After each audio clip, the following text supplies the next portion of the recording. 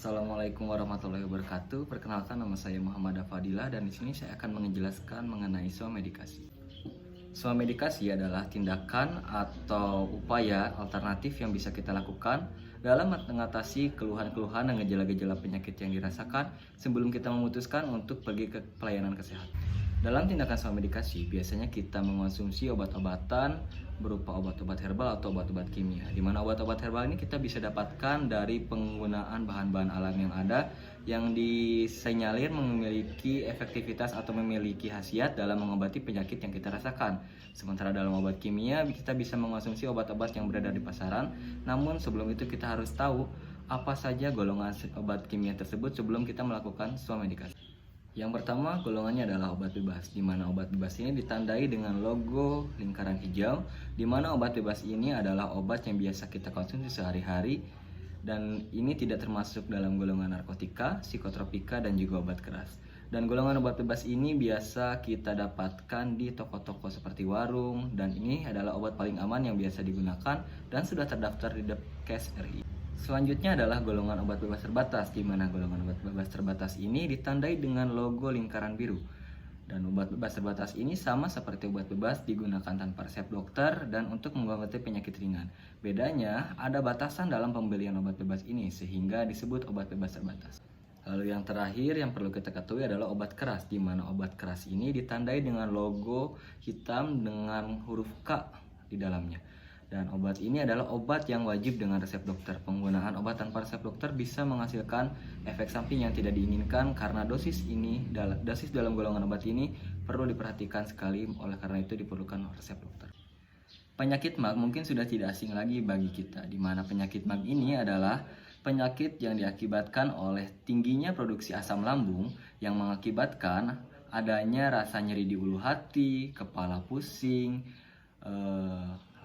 tenggorokan panas hingga mengakibatkan muntah, dan juga adanya kehilangan nafsu makan. Itulah yang dinamakan dengan penyakit MAG. Penyebab penyakit MAG bisa disebabkan oleh beberapa faktor, diantaranya pola makan tidak teratur, stres, kelelahan, pola tidur tidak teratur, banyak memakan makanan asam, makanan pedas, meminum alkohol, dan banyak sekali faktor lainnya yang dapat meningkatkan produksi asam lambung.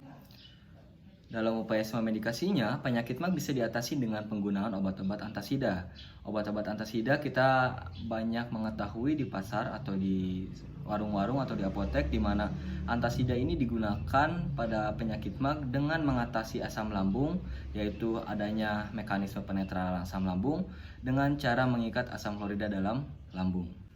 Dalam penggunaannya, biasanya antasida dibentuk dalam dua jenis sediaan, yaitu sediaan suspensi dan juga sediaan tablet kunyah.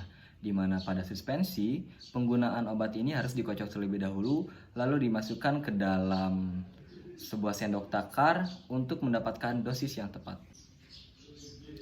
Untuk penggunaan tablet kunyah, kita harus mengonsumsi tablet kunyah dengan digurus menggunakan gigi sampai halus, di mana setelah itu, kita harus mengonsumsi air putih agar seluruh sediaan tertelan sempurna pada saluran cerna.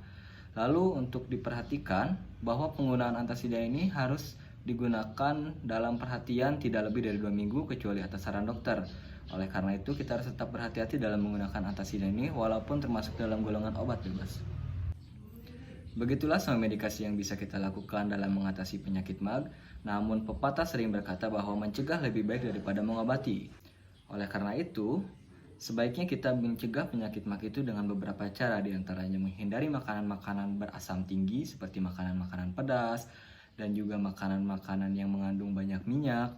Lalu kita juga bisa mengonsumsi makanan utama secara teratur dalam porsi seimbang, meminum air dengan cukup, beristirahat dengan cukup, hindari stres, dan tidak merokok dan juga tidak meminum alkohol. Sekian informasi yang dapat saya sampaikan mengenai swamedikasi dalam penyakit MAG ini. Semoga informasi ini bermanfaat. Nama saya Muhammad Fadilah. Pamit undur diri. Wassalamualaikum warahmatullahi wabarakatuh.